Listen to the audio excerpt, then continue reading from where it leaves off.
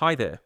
Today, our topic is about T&E, travel and entertainment expenses. Part 1. We have a dialogue between Jessica, staff, and Chris, manager.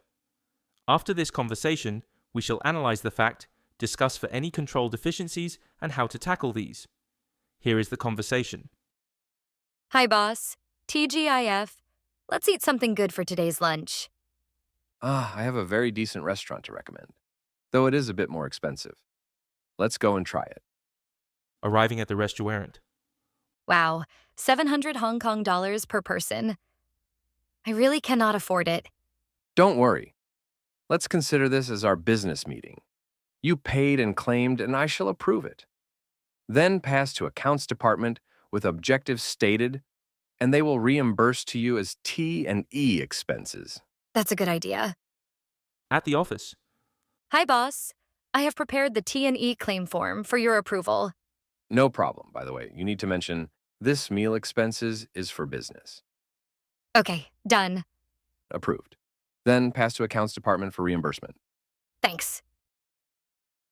Thanks for watching. Do you have any idea of what are the issues in this scenario? First of all, they have classified as a business meeting is not genuine. This is the ethical issue of the manager in charge. Seriously, it can be considered as a fraud. Secondly, even it is a real business meeting. Can the staff paid and manager approve this T&E expenses? Let's sidetrack a bit to explain what is T&E expenses before we move on. In full, T&E is known as travel and entertainment expenses. For example, if you are on a business trip to overseas, you will need to claim T&E expenses after the trip. If you are a salesman, you will claim T&E expenses after a meal with your customers.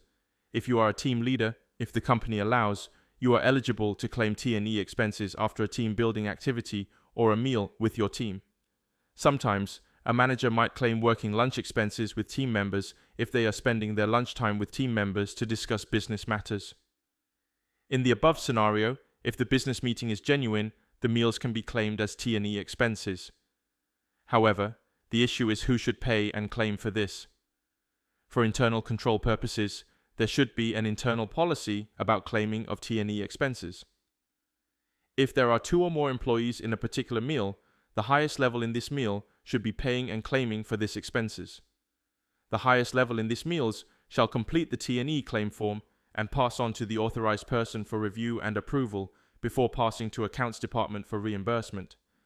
Up to this point, you may understand that if the staff paid and claim, the manager approved.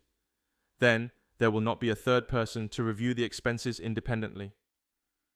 You can say the accountant can be the third persons. To some extent, yes, but the accountant is not the authorized persons on the delegation of authority to judge if this T&E expenses are eligible for claim or not. Being the authorized person, they should review the claims in details, ask questions if needed before approving the claims.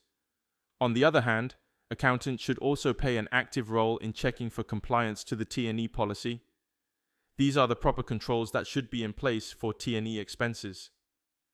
To recap, here are today's key points. Firstly, if you are senior management, you will need to check if the T&E policy is comprehensive enough, including a clause that the highest level in the given event or meal should be paying and claiming the related expenses, and they should not be the approver. Secondly, if the particular meals or events are for a particular customers, details of the counterparties should be stated. Reasons should be stated, declaring it for genuine business needs. Thirdly, the approver, according to the delegation of authority, should review the claims, ask questions if needed to the claimants before approving the claims for reimbursement. Finally, accountants should also be proactive and play an active role in review compliance to the T&E policies on a regular basis. Thanks for your time in watching this episode. If you like this channel, please give me a like, subscribe to this channel, and share with your friends and colleagues who may find this useful to them. Here are the topics that we would like to cover in the coming episodes. Sequence may be changed. Business impact analysis, systems, HR, systems, accounting, policies and procedures, key controls, payroll, key controls, procurement. Please turn on the notification bell for update of new episode. Stay tuned.